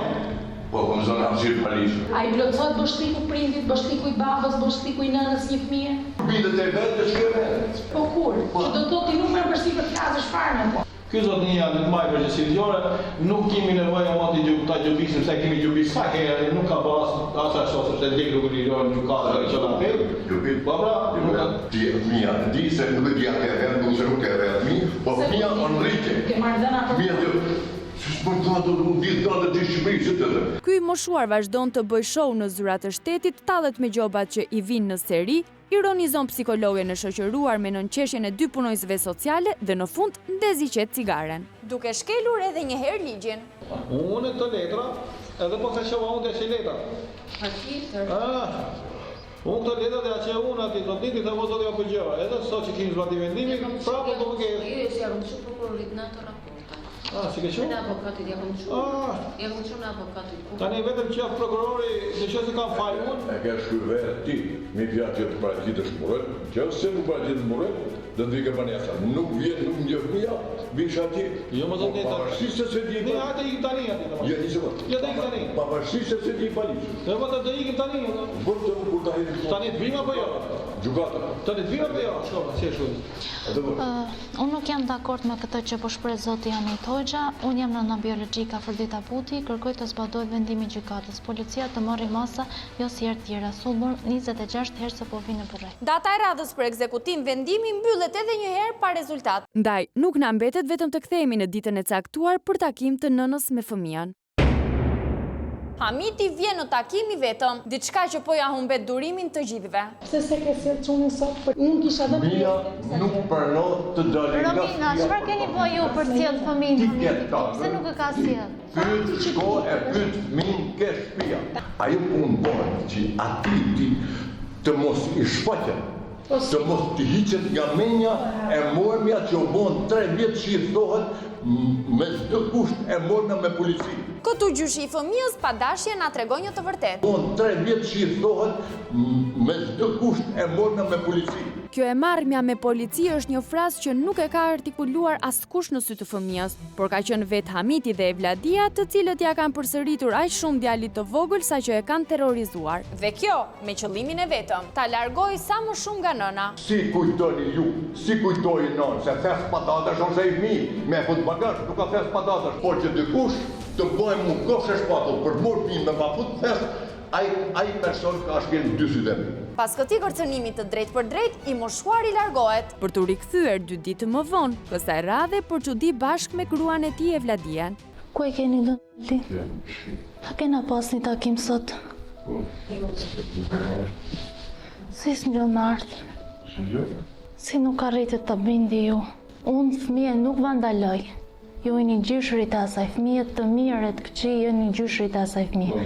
Unë jam nëna e asaj fëmije, pa ma asu vjen keq për atë fëmije. Mirë se babaj nuk jeton. E jeni të jahum figurën e nënës. A mund të lutëm thoni, qarë fa ju ka mund ma rrit dërin këtë pikë? Të tregoj. Qarë kemi ba ti hedhim brapa gjitha. Unë nuk jam më adoleshente, kam marrë përsi për vetë. Me luftu për atë fëmijë derisa të kem frymën e fundit, ju jeni sot për nesër. Ma jep një fëmijë. Asë mos e thuhet ose një sot për nesër do të rrinë 100 vjet, a për ditë. Ti më duket se ke nevojë për psikolog. Çfarë fajt kemi unë ai fëmijë që e ke nda nga ngjyri nanës? E ke nda nga ngjyri nanës ni, e dyta nuk e lën që ta shikoj dhe nëna.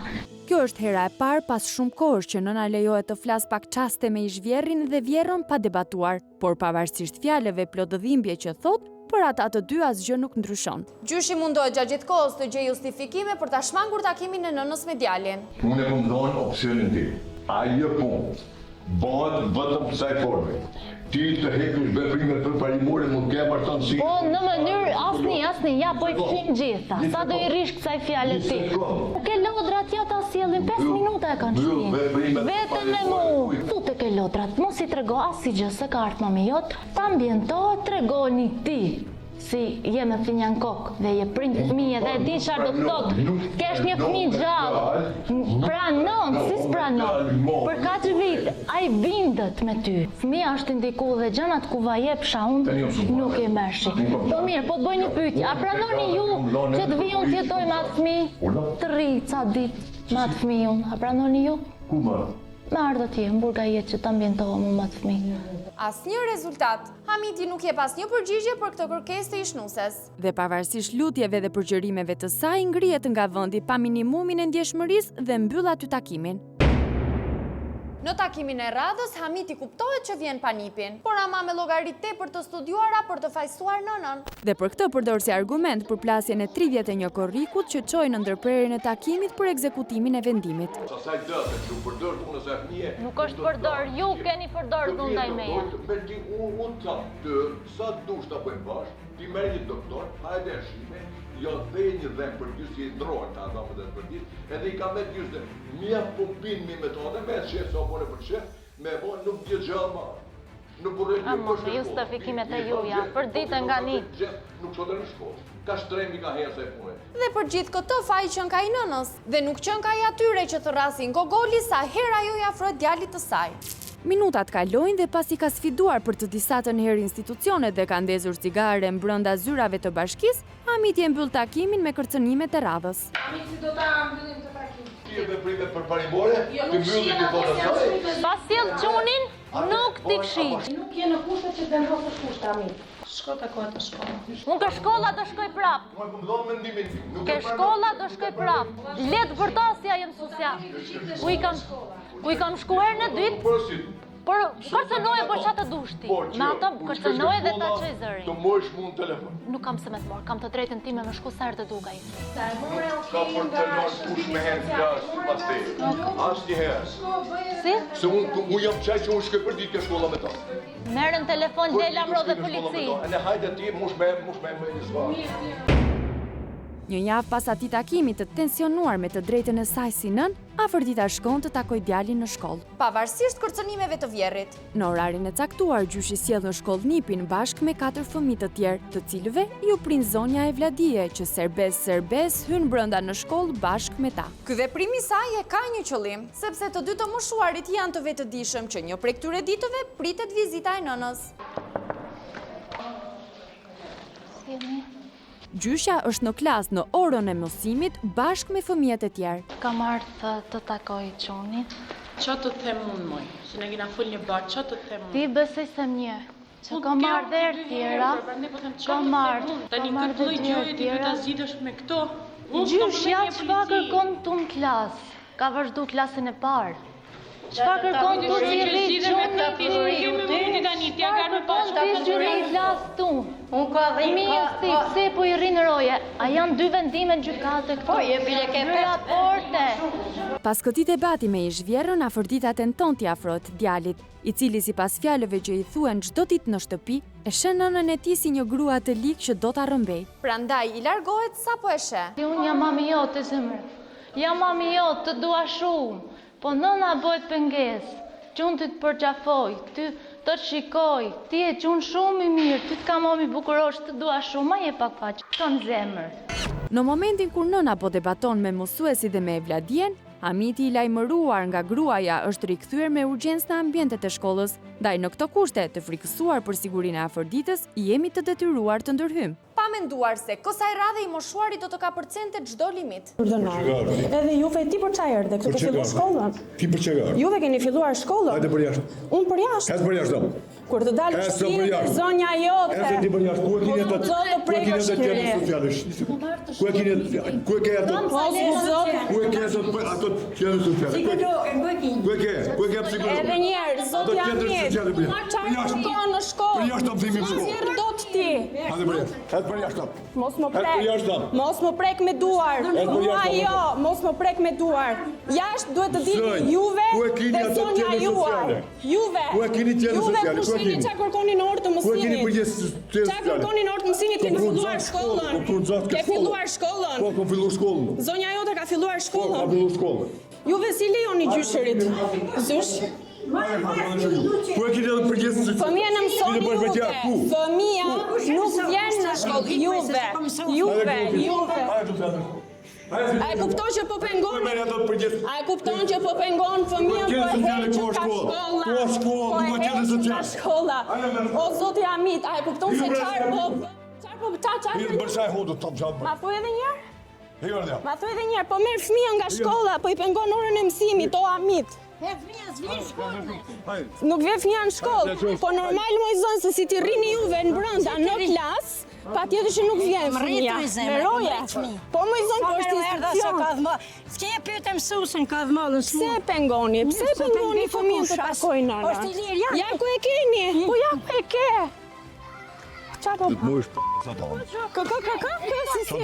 Po s'to vjen turp, jeni dhe burri moshuar. Ky është kërcënim, do mbani përgjegjësi për çdo fjalë që thoni, për çdo kërcënim që bëni.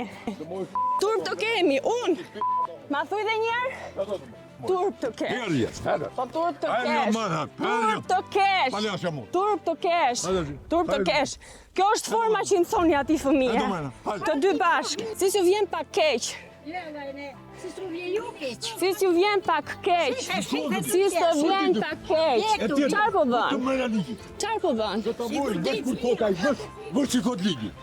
Sot ligji vetëm me dëshina pis. E po e vinë. Qa leta shke? Qa leta shke? Ja, ku i kam letra. Qa leta? Shqipti, di me lëdzu. Qa leta shke? Di me lëdzu, zoti Amit. Qa di me lëdzu? Qa di me lëdzu? Absolutisht. Më shkoj me ato qenë sociale, ato që vetëm kur thot mija vetë se dëshke gënona, nuk e merë gjallë me fërë. Nuk ka si të thot fëmija në momentin që juve bëni të tilla gjeste, zoti Amit. Ato të sa tonë të mojsh. Sa tur për ty. Ato të mojsh. Sa tur për ty dhe sa prindi dështuar je. Rje qetë, do t'a qenë të luftë deri në fund, okej? Në ti në këtë si të reke fëmija në shtu.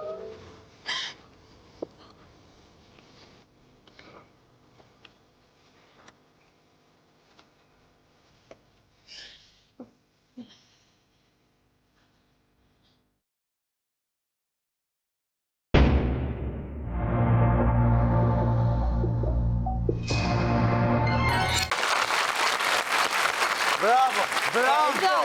Ke folë si burrat! Ke folë si burrat, na! Ore Bes, Mbaruar më. ato të bëj një pyetje shumë sinqerisht.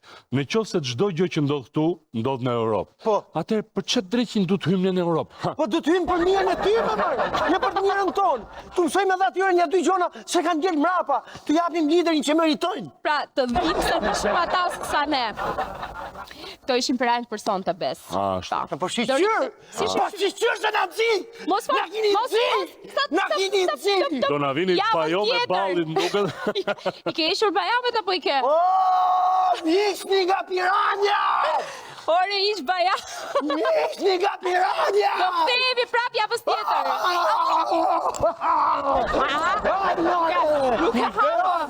Nuk e hamë, hunga e kaluar se hamë. Kujdes, Piranja ka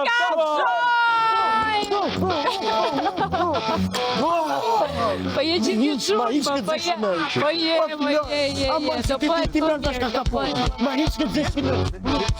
Do të fakis. Qona ju, në lëri, me pëllon një e vërësirë, në përfusha, në përkotra, përshëllen një e kërësirë.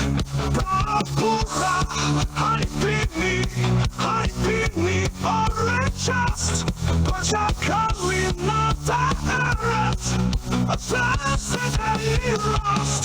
Hani pini dhe rëmbeni, pushni qepën, pushni arka, të pa prek ju qepën.